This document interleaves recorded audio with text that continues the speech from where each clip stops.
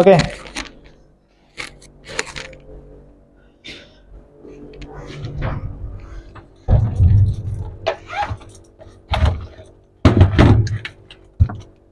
Untuk penjelasan pertama mengenai artificial intelligence ataupun di mata kuliah sekarang ini yaitu sistem cerdas.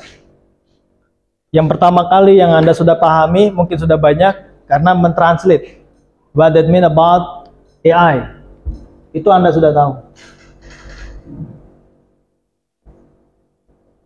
Artificial. Do you know? Buatan toh? Buatan. Saya hafal nulisnya, karena itu terus yang saya tulis. Knowledge-nya dapat. Ya, pengetahuannya dapat. Jadi artificial itu semuanya hal-hal yang dibuat.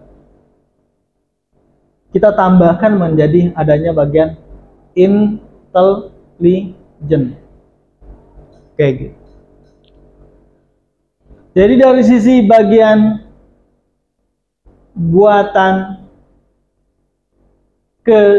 kecerdasan, kita tidak perlu lagi mendefinisikan ini, karena kita sudah tahu buatan. Yang tadi sudah disampaikan oleh saudara-saudara semuanya sudah tahu. Artificial intelligence yaitu buatan manusia, sudah tahu. So, ini yang meng-create it's human. Kayak gitu, udah selesai. Ya, jadi nggak perlu lagi dijelaskan. Nah, yang harus dijelaskan yaitu bagian dari intelijen, kecerdasan. Kayak gitu. Bagian yang saya introduce pertama kali tadi, ya, bagian dari produk-produk yang ada di sini, itu memiliki knowledge. Kayak gitu, memiliki pengetahuan. Jadi intelijen itu, kecerdasan itu pasti kaitannya dengan knowledge, pengetahuan. Jadi tidak ada pengetahuan, ya tidak ada kecerdasan. Like what? Ada yang bisa? Tidak ada pengetahuan, ya tidak ada kecerdasan. Kayak gitu. Ketika Anda sudah mengerti bahwasanya apapun itu yang dibuat oleh Tuhan, dia memiliki kecerdasan pada prinsipnya. Kayak gitu. Dibuat oleh Tuhan. Karena kecerdasan buatan dibuat oleh it's human sekarang.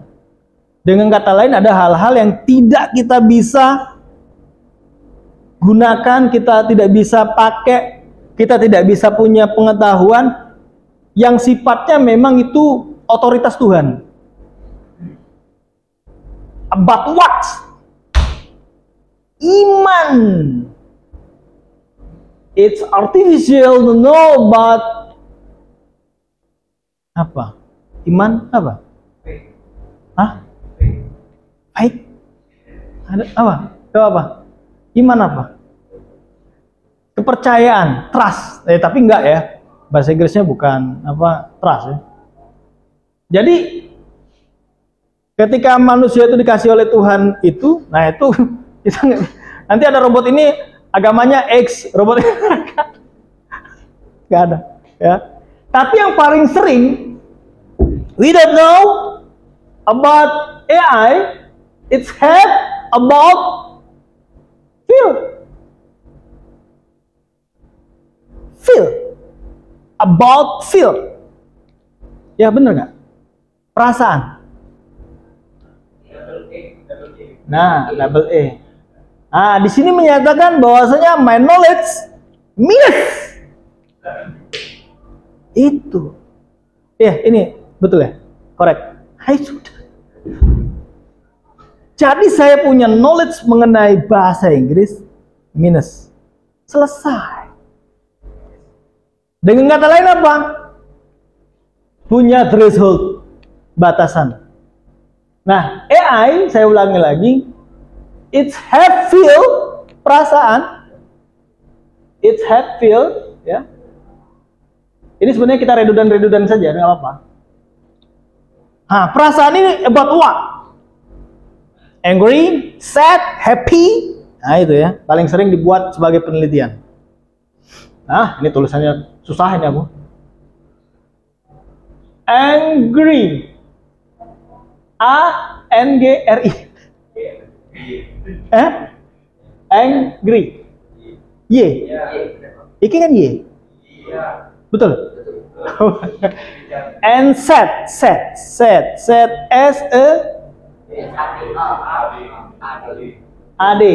Sad. Correct? Hah? S-A-S-A-D. Oh iya, sorry. Mungkin kenapa saya tidak bisa menghafalkan sad? Because I'm never sad maybe. Kalau happy, must be. I know. Because you must be happy in the world. Nah, kalau Anda sudah happy di dunia, ya syukur di akhirat ya. So, ini beberapa hal mengenai artificial intelligence yang terkait untuk about feel. It's create human. Apa yang ditampilkan paling gampang manusia melihat manusia lainnya untuk dia di mana bisa memahami ada knowledge-nya nih. Ada pengetahuannya, paling pasti Anda bisa langsung jawab. Saya yakin Anda pasti bisa jawab. Manusia bisa kita ketahui feel-nya, angry, sad, and happy. Anything else? About expression. Nah, pertanyaan saya, Anda pasti tahu. Si Angga itu punya ekspresi beberapa hal ini about feel ya, itu dilihat dari mana? Rai yang pas Palembang. It's about face. Your face. Something about gesture. Dilihatkan dari mana? Your eyes. Mouth, hidung apa ya? Nose ya. Kan kalau marah kan ada yang hidungnya ngembang, ha? Tapi ada juga dia happy hidungnya ngembang. Misalnya apa? Hai, cantiknya dek. Ngok. Hah. Tapi kan kita ngerti. Nah, ada juga temen kemarin kita main-main ini, ya. Itu nah seneng ini. Terus gestur, ini saya nggak tahu ya. Tapi saya tidak bermaksud untuk macam-macam ini ya. Karena dia putih, ya, kawan kita itu, berubah jadi merah. Loh, kenapa nih gitu? Ternyata dia suka dengan teman wanitanya. Kita nggak tahu itu, sekedar main-main. Tapi ekspresi dia itu, tersipu malu kayak apa bahasa Inggrisnya? Saya, malu-maluin nanti ya. Tapi saya di sini lebih mengarah ke happy. Kayak gitu. So, somebody look at it, ya. Expression must be intelligent. Mesti dia punya kecerdasan. Melihat ekspresi saja, about feel harus memiliki kecerdasan. Ada manusia-manusia yang tidak memiliki kecerdasan terkait dengan membaca ekspresi manusia lainnya. Nah, biasanya yang menang di situ orang-orang siapa? Orang-orang psikolog, orang-orang komunikasi. Karena mereka mempelajari psikologi terkait dengan body language istilahnya, mungkin I don't know lah, seperti itu. Nah, dengan kata lain, AI ini bukan ranahnya orang komputer saja, tapi ranahnya orang psikologi yang spesifik lagi apa? Ataupun misalnya kita ngomong tadi mengenai robot-robot yang impian saya di lab ini di informatika ini akan keluar, yaitu robot yang basisnya human, robot yang basisnya animal ataupun vehicle. I hope that, ya. Kenapa tidak? Karena saya lihat sudah ada infrastruktur ataupun lab-lab di sini yang sudah bisa mendevelop itu. Dan human resource-nya pun sedikit-sedikit lah nanti bisa mendevelop demikian. Nah, balik lagi ke sini. Jadi untuk mengenai ekspresi saja itu butuh untuk membacanya itu dengan intelijen. Read about expression. Ada orang nggak tahu nih, melihat si X, dia ini marah, Apalagi sedih, nggak tahu. Ada juga orang pintar memainkan karakter. Kapan dia harus pura-pura marah, kapan dia harus pura-pura bahagia, happy, kapan dia pura-pura sedih. Nah itu. Siapa itu? Aktor, aktris. Dimana ketika rolling and action, nangis. Rolling and action, whatever. Itu dia memainkan dalam ruang lingkup. Dibikinlah robot yang memiliki ekspresi-ekspresi demikian. Nah, ingat saya bilang ini robot loh. Pak, robot mahal, mekatronik nanti bikin ini ya. Dibikinlah software saja. Nah, kemarin pun saya nonton. Enak kalau kita melihat tontonan yang positif, misalkan terkait dengan teknologi yang basisnya kita. Bagaimana kekinian teknologi sekarang, di mana orang itu kena stroke dan ditanamkan chip di otaknya, tapi keilmuan kita nggak sampai situ lah. Udahlah nanti lah. Tapi kita mendapatkan insight itu minimal kita tahu jauhnya pengetahuan kita tuh sampai mana, ketertinggalannya. Jadi itu sudah ada, orang stroke itu dimasukkan chip di otaknya, akan membaca neuron-neuron yang masih berfungsi seperti itu yang ada dalam otaknya, synapse apapun itu namanya. Jadi nantinya divisualisasikan. Jadi orang stroke itu dia tidak bisa lagi melihat apa, susah mungkin, saya nggak tahu ya kenapa itu harus divisualisasikan, dan visualisasinya itu akan memberikan ekspresi-ekspresi tadi, dan yang tadinya dia tidak bisa ngomong akan dibaca dan akan diberikan frekuensi yang tadi diberikan dari otaknya sehingga nanti mengeluarkan voice seperti itu dari sinyal-sinyal. Nanti Anda kalau membaca yang untuk image processing, voice processing, itu sama nanti ada yang namanya spektrum seperti itu. Nah itu, ini kita loncat sana loncat ini. Tapi kita mengetahui dulu dari sisi AI. Jadi ranah intelijen ini kita balik lagi. Ranah kecerdasan ini di mana kita butuhkan yang namanya knowledge. Knowledge itu tadi mengenai pengetahuan. Pengetahuan itu tadi sudah ada tadi mengenai batasan. Nah, kita tidak berbicara ini dulu ya, crack. Karena sebenarnya pada prinsipnya apapun yang terkait dengan feel dalam AI itu sifatnya manipulate. It's not real feel. If you know about Wall-E and Minnie movie, something like that lah. Kayak gitu. Wall-E and Minnie, bisa di search Wall-E and Minnie. Wall-E, Minnie, ya Wall-E. Ketika dia dipisahkan, dia merasa namanya apa? Kesemsem, rindu. Rindu siapa? Itu enggak mungkin. Ya, tapi itu karena fiksi ilmiah bisa dijadikan suatu hal yang jadi pemikiran ya, reason apa. Tapi sifatnya itu manipulate. It's not real about feel yang ditanamkan dari Yang Maha Kuasa seperti itu. Oke? Jadi kita tidak berbicara. Ingat, jadi sifatnya ekspresi itu hanya sifatnya manipulate. Seperti itu. Karena manusia itu kompleksitas about feel, wah luar biasa. Aku kesel nih dengan si Ek ini, tapi aku tetap bisa senyum. Nah, kan bingung. Nek keselnya kan lebih ke arah kemarah toh, tapi tetap keep smile. Tak kasih nilai D. Nah itu jadi manipulate-nya manusia itu di sini. Tapi manipulate-nya dalam sisi AI yang berupa software, yang berupa hardware, mekatronik, jadi dibentuklah gestur-gestur itu tadi, dibentuklah dari sisi apa visualisasi software. Nah, itu sifatnya tetap manipulate karena rekayasa manusia. Kayak gitu. Tapi kalau yang namanya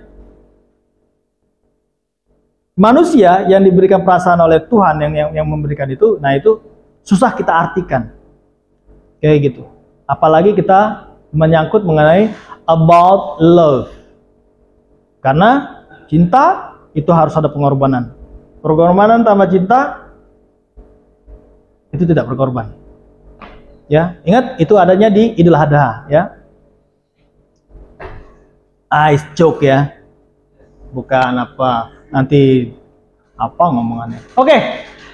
Balik lagi kita ke knowledge. Karena yang diuplek-uplek ini nanti knowledge-nya. Nah, yang paling sering saya contohkan about knowledge. For example, 1 tambah 1. Pasti Anda bisa menjawab berapa? Hayo. Bisa enggak? 1 tambah 1 sama dengan 1 tambah 1. 1 tambah 1 sama dengan 2 tambah 0. 1 tambah 1 sama dengan 3 kurang 1. 1 sama dengan 2. Apakah semua jawaban itu betul? Betul. Kenapa saya bisa merepresentasikan ini? Karena pengetahuan.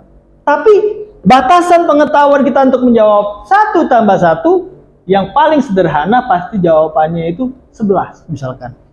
Nggak ada yang salah juga. Tapi itu intelligent for comedians maybe.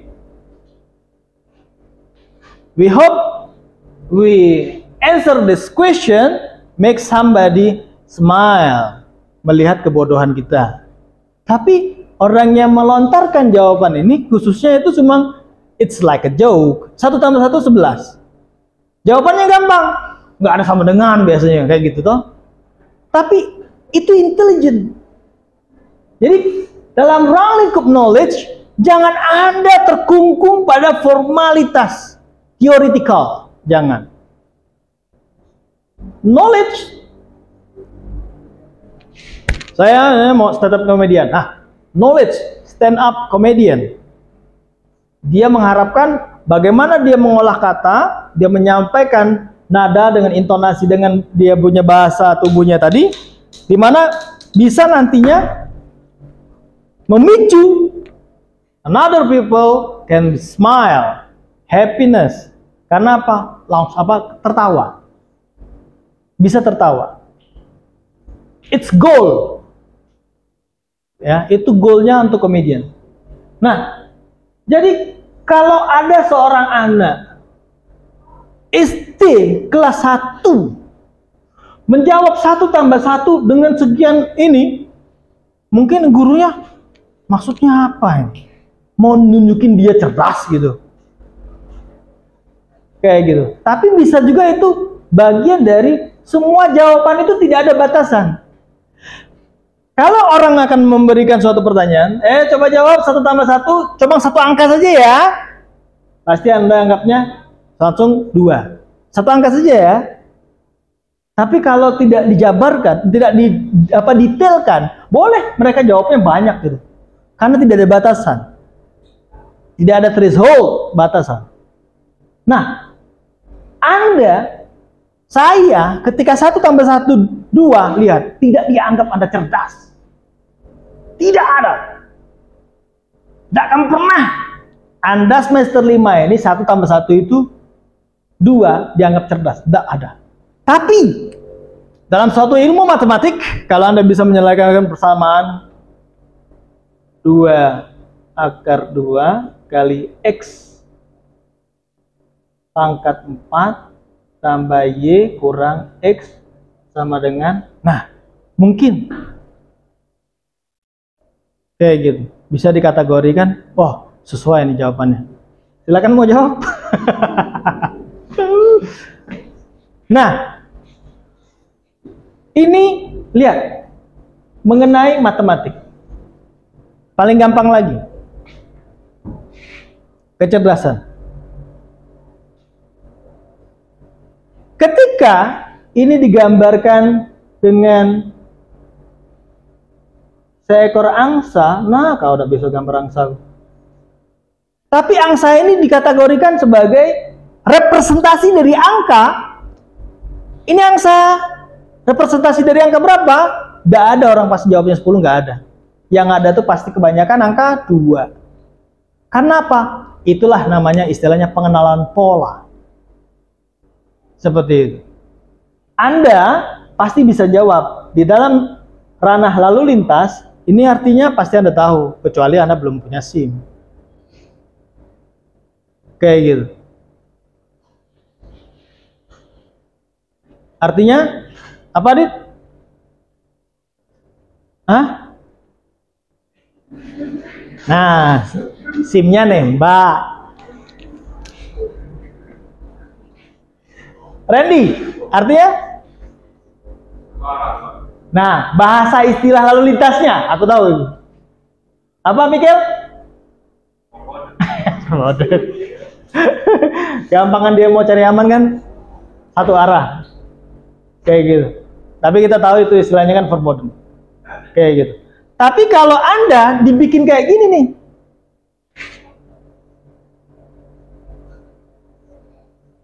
Nah. Kayak gitu. Nah, ini takutnya aku salah ngomong ini. Ini terkait dengan yang apa? Kaum Nabi Lut itu ya, nanti. Searah saja. Jadi tidak hidrogen ya. Jadi mungkin ya itu. Nah, mungkin Anda yang punya kecerdasan terkait dengan comedian science ya, Anda bisa mungkin happy, ketawa karena ngerti maksudnya. Tapi tidak semua orang paham itu, apalagi SIM nembak. Kayak gitu. Nembak. Oke, enggak lah ya. Jadi ingat, itu namanya pengenalan pola. Jadi Anda boleh membuat sistem aplikasi kecerdasan untuk bisa di mana merepresentasikan apapun itu gambaran pola seseorang dengan kapasitasnya. Bahasanya intelligent knowledge it have capacity. Kayak gitu. Maksudnya ini Sabela, kapasitas. Jadi kapasitas itu kalau kita ngomong itu diintegralkan lah, ada batasan lah. Kayak gitu. Nah, dengan kata lain, apapun. Nah, ini sudah saya mulai spesifiknya. Apapun. Ini kalau Anda mempelajari nanti representasi knowledge ya. Representation knowledge itu dimana kalau bentuk-bentuk kayak gini nanti istilah namanya semantik. Semantik itu kait mengait, ya.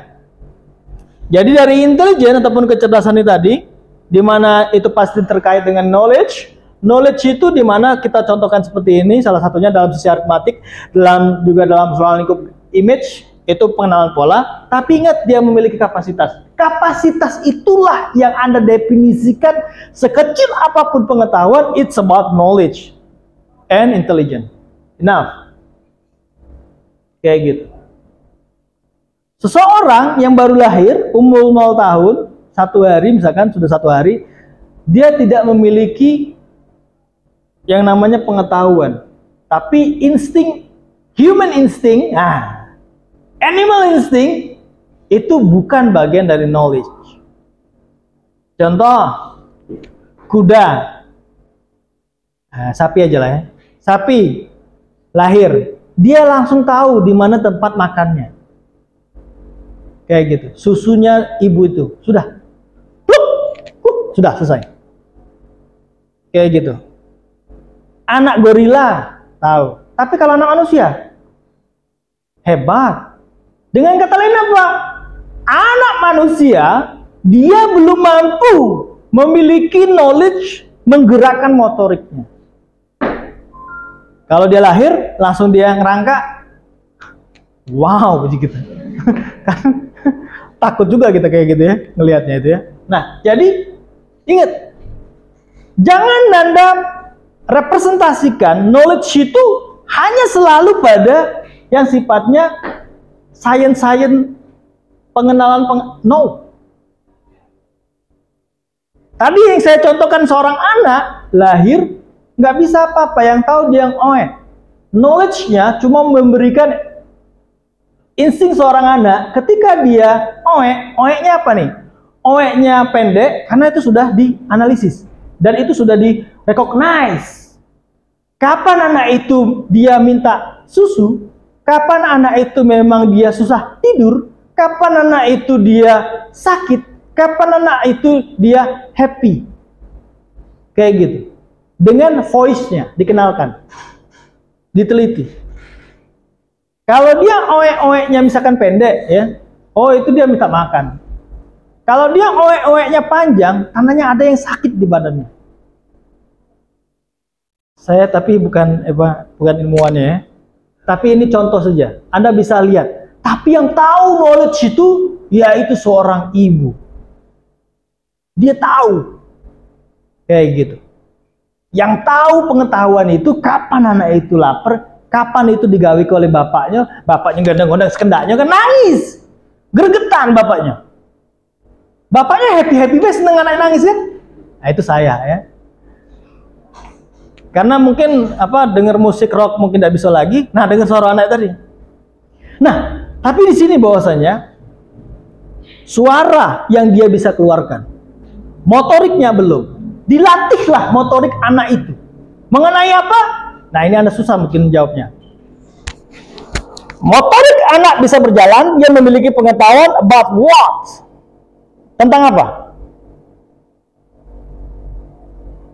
Yang tahu, saya pastikan nilainya sudah B. 3, 2, 1, selesai. Ini pengetahuan. Seorang anak yang tadinya merangkak, terus dia bisa duduk, terus dia bisa berdiri, baru dia bisa berlari, ulangi, berjalan, ya, baru dia bisa lari kayak gitu, ya. It's about balancing, keseimbangan, balance. Dia merangkak, duduk, kedebuk, latih lagi. Terus orang tuanya melatih dia untuk menjaga keseimbangan, kedebuk. Terus dia mendapatkan keseimbangannya. Makanya di robotik itu ada sensor keseimbangan sekarang. Makanya ada motor. Kita mau lepaskan tanpa standar, ditendang, tidak jatuh. Kayak gitu. Itu untuk apa? Keselamatan. Dan mahal. Ya. Apakah mobil butuh balancing? Keseimbangan? Butuh. Nah, saya nggak tahu keilmuan Anda. Tapi kalau menurut saya, mobil itu ada roda 4. Dia nggak perlu keseimbangan.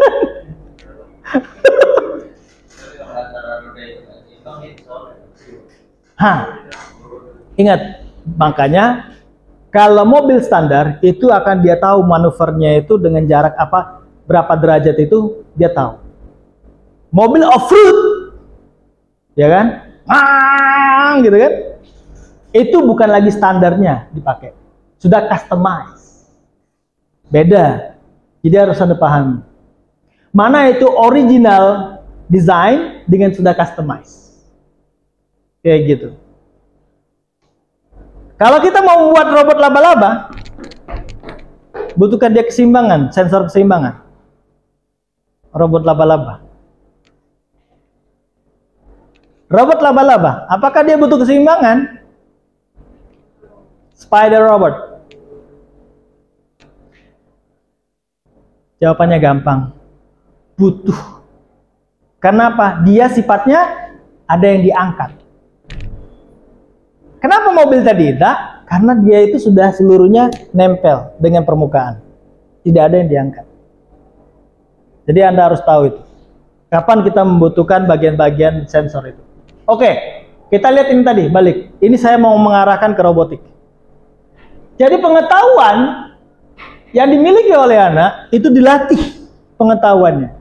Nah, kemarin saya melatih anak saya untuk main sepeda. Recording, jadi analisis saya. Oh, dia akan belajar. Tapi bukan juga itu terkait dengan instingnya, tapi dia mengetahui kapan itu jatuh, kapan itu memang dia bisa berjalan. Sepedanya digayung. Ketika dia sudah bisa, dia harus naik level. Ketika dia naik tanjakan, dia jatuh. It's about what? Ini tentang apa nih? Dia sudah seimbang nih, tapi naik tanjakan, kok dia jatuh? Exactly. Kecepatan. Jadi makin dia menanjak, kecepatan menggayungnya bahasanya, bukan kecepatan harus ininya sepedanya harus cepat, enggak. Makin cepat dia menggayung, itu ya Makanya kalau kita pakai mobil, pakai motor, ingat bahasa kami orang teknik mesin gitu ya, saya karena teknik mesin, itu pasti mengarah pada gear yang besar, ataupun bahasa kita tuh gigi 1, kayak gitu. Anda pakai gigi 4, mati dia. Nah, tanjakannya, itu paling gampangnya itu Anda ke Perumnas, ya. Itu biasa tempat orang uji ya, nguji apa untuk tanjakan. Kalau mau ke pagar alam biasanya ngetes itu dulu. Kalau situ sudah oke pada saat macet, insya Allah lah kalau pagar alam. Tinggal masalah licin atau tidaknya. Nah itu. Oke, jadi dengan kata lain, keseimbangan ini saja, ini membutuhkan knowledge, pengetahuan. Kapan dia harus, kalau kita kan nganggap sudah bisa berjalan, bisa berlari itu, Anda pikir sudah selesai mempelajari keseimbangan. Karena Anda bukan atlet. Tapi kalau atlet, lompat jauh, dia harus tahu kapan dia menumpuk untuk dia berpijak kembali supaya mendapatkan target lompatan yang jauh. Ataupun apa lagi yang pakai itu kan, dia butuh balancing, keseimbangan. Knowledge-nya dipelajari lagi. Apa yang dipelajari? Motoriknya. Jadi motoriknya itu yang diprogram untuk knowledge-nya. Jadi jangan Anda menganggap pengetahuan itu hanya ini pengetahuan, no. Nah, jadi kita sudah mempelajari ini pengetahuan, kayak gitu. Nah, sekarang yang saya sampaikan sekarang mengenai apa yang ada di sini. Paling gampang nih, ini yang akan publish September ini, Sinta 4, Smart Dustbin. Ini pengetahuannya cuma dia mengetahui, bisa memberikan monitoring kepada user Smart Dustbin ini, di mana ada ketinggian sampah yang sudah melampaui jaraknya. Ada berat dari isi yang sudah tidak memenuhi kapasiti lagi, yang harus dirilis. Kayak gitu. Yang ini bagian monitoring yang pertama kali, kayak gitu. Nah, kalau saya dulu udah pakai ini, saya buat D3 dulu. Saya cuma kunci lock door-nya saja dengan lampu. Kalau ini lock door.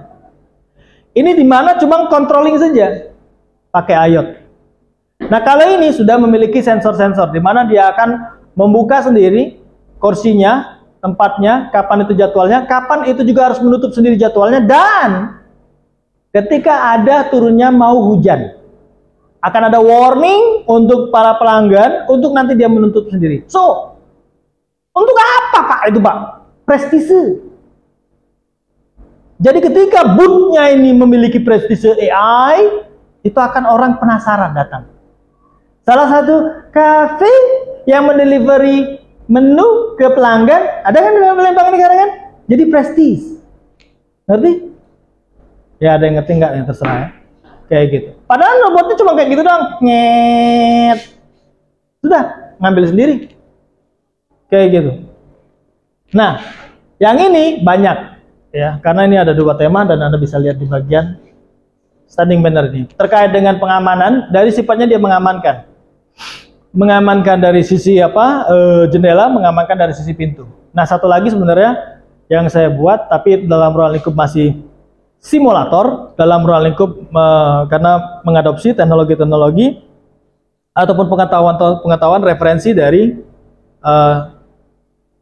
beberapa bangunan yang tempat-tempat rawan bencana alam, misalkan longsor, banjir. Nah, dia itu akan me-warning kayak gitu.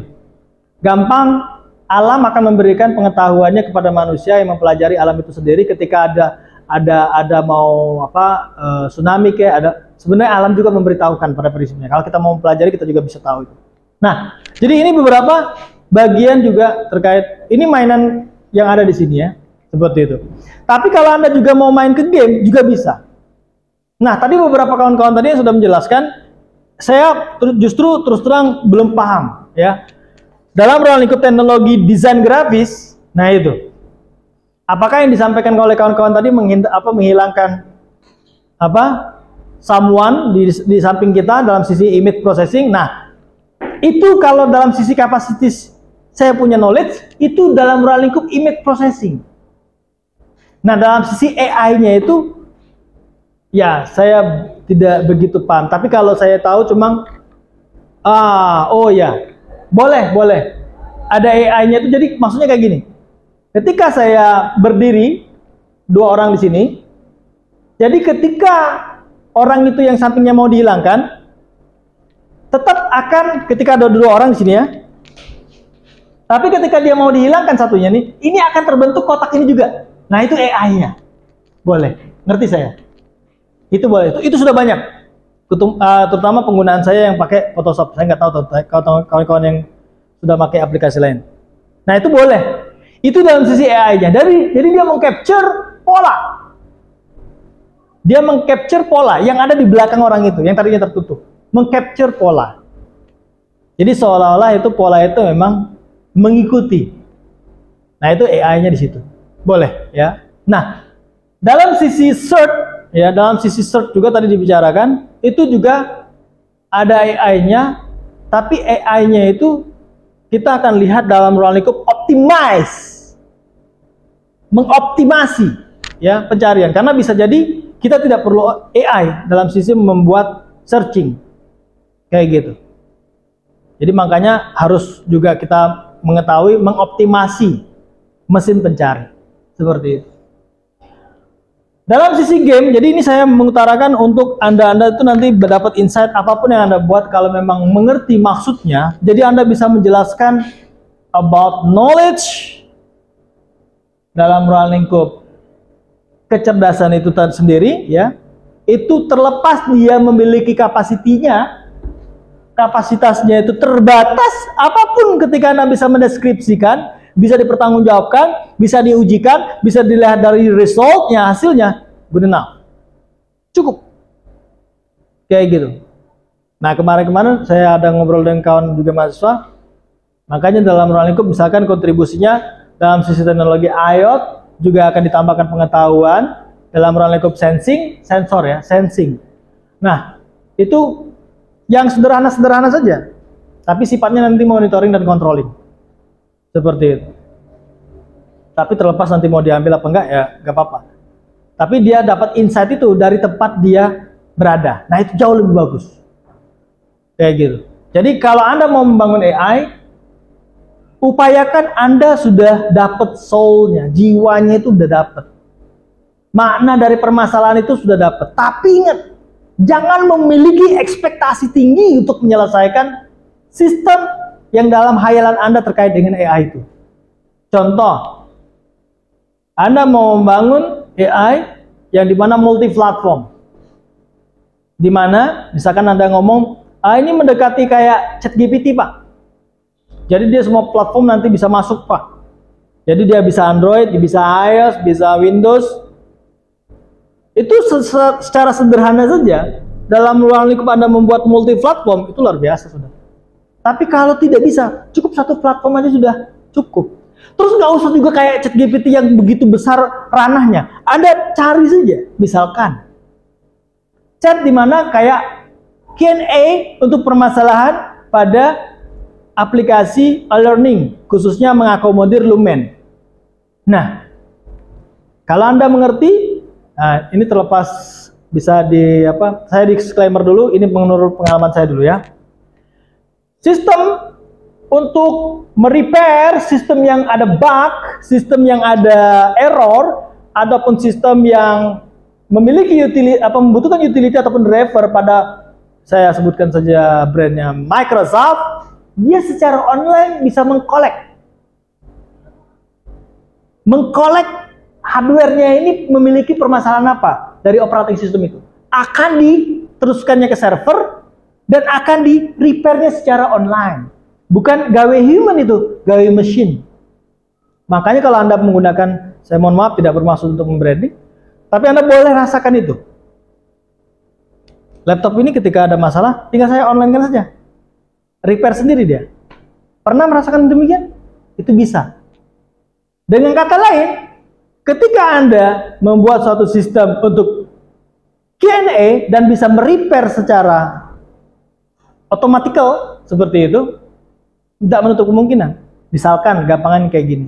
Misalkan, jadi misalkan saja. Anda spesifik mengenai driver. Kenapa? Ketika driver spesifik lagi, drivernya display ataupun VGA-nya. VGA saja. Kayak gitu. Video graphic adapternya. Ketika graphic adapternya itu belum dedicate ataupun belum dikenali oleh operating system, Anda pakai sistem Anda itu akan menginstall ketika ditanyakan oleh si user tadi. Menginstall. Kalaupun tidak ada, dia not found driver. I'm sorry. Tapi kalau ada, langsung dia ngupdate ke operating system itu. Tentunya itu permissionnya dari Microsoft itu ataupun dari operating system yang Anda mau develop. Nah, itu bisa. Itu AI juga. Jadi dia bisa mencari, mengkolek permasalahannya apa sih? Nah, kayak gitu. Tapi bukan by human lagi, automatical by system yang Anda generate tadi, yang Anda buat tadi. Jadi banyak dalam ruang lingkup penyelesaian AI yang bisa Anda develop. Tapi ingat, batasan. Apapun itu paling gampang nih, paling gampang nih. Anda anggap ini sesuatu hal yang mudah atau gampang ya? Mana Anda bisa bedakan logam, seng, baja, apa lagi? Enggak, yang sifatnya memang mirip-mirip nih. Kalau dia sifatnya itu sudah batangan. Kalau kuningan mungkin kita gampang karena dalam sisi tekstur color. Tapi kalau seng, baja, jenis-jenis logam lah. Kayak gitu. Kalau aluminium juga mungkin dalam sisi tekstur warnanya dapat udah. Kalau magnet, saya nggak tahu itu dalam ranah logam atau bukan ya. Itu betul. Tapi itu belum ada tahu saya itu ranah logam. Ya kita bukan keilmuannya. Nah, ini tadi maksud saya.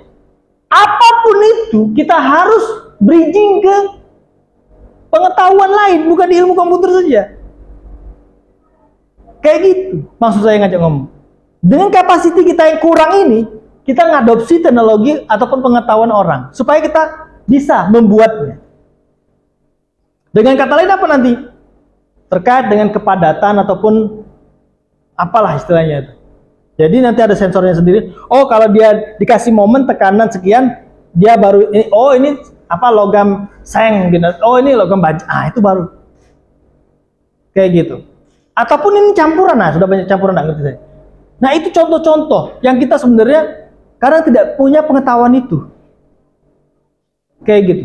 Ataupun pengetahuan dalam ruang lingkup lalu lintas saja lah. Masuk ke dalam suatu area, apakah saya salah menggunakan motor, menggunakan customize knalpot? Dijawabnya, tank, sebutkan jenis knalpot Anda. Knalpot saya TP-nya seri racing tipe mohon maaf, Anda akan kena tilang. Mohon maaf, Anda akan kena, karena dia membaca knowledge dari aturan lalu lintas mungkin, apalah nama istilahnya. Tandanya sudah memberikan warning, pengetahuan. Boleh. Itu kan tidak juga jauh-jauh dari search juga pencarian. Tapi dia mungkin dalam ruang lingkup kita menggunakan API-nya Google untuk voice recognizing, no problemo. Supaya kelihatan keren toh. Tapi kita menggunakan basis pengetahuannya dari pengetahuan-pengetahuan lain yang kita adapsi untuk memberikan pengetahuan orang yang tidak tahu dalam sisi pengetahuan itu.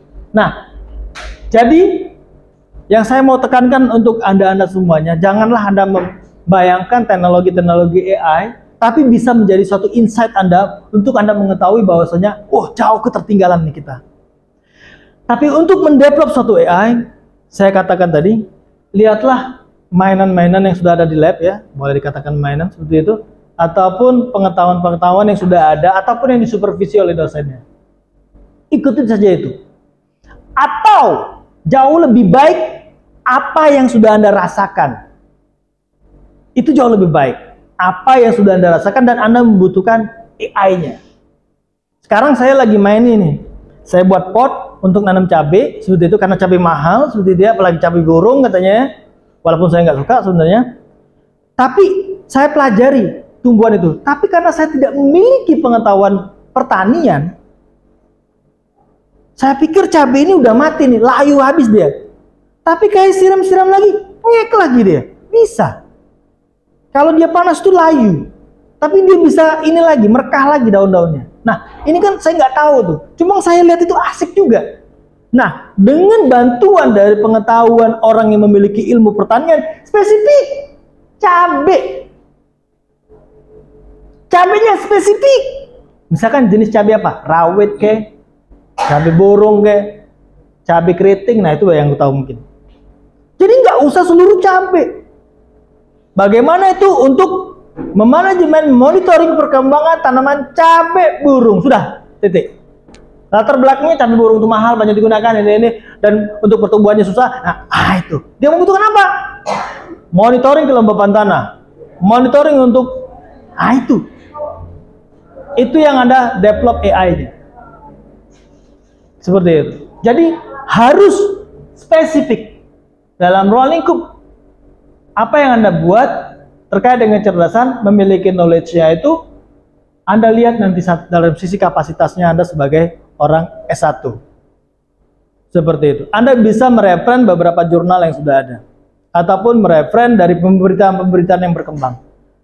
Tapi ingat, jangan pernah samakan memposisikan diri Anda sama layaknya developer software raksasa yang kita kenal-kenal, entah itu dalam ruang lingkup Google, Microsoft, ataupun yang lain-lainnya seperti itu. Jadi cukuplah ranah ini, kita syukur-syukur bisa mengikuti kompetisi selanjutnya.